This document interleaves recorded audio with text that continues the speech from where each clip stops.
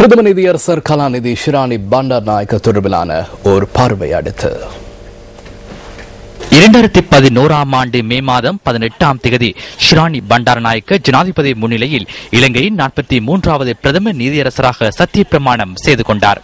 பிரதம நீதியரசர் பதவிக்கு நியமிக்கப்பட்டு முதலாவது பெண்மணி என்ற பெருமை அவரை சாரும். 18வது அரசியலமைப்பு திருத்தம், உயர்தர பரீட்சை ஜட்புள் விவகாரம் மற்றும் திவிநவகும பொருள்கூடல் உள்ளிட்ட பல வழக்குகளின் பொழுது பிரதம நீதியரசராக செயற்பட்ட கலாநிதி ஷிராணி பண்டாரநாயக்க வழங்கிய தீர்ப்புகள் நாட்டில் அதிக அளவில் பேசப்பட்டன.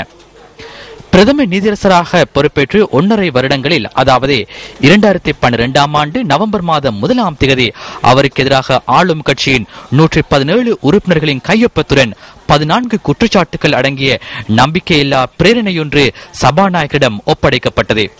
பின்னர் இது குறித்து பாராளுமன்ற தெரிவுக்குழு ஒன்று நியமிக்கப்பட்டு இந்த குற்றச்சாட்டுகள் தொடர்பில் விசாரணைகள் இடம்பெற்ற போதிலும் அது சட்ட விரோதமானது என தெரிவித்து ஷிராணி பண்டாரநாயக்க மற்றும் எதிர்க்கட்சிகள் அதில் பங்கேற்காமல் புறக்கணித்தனர்.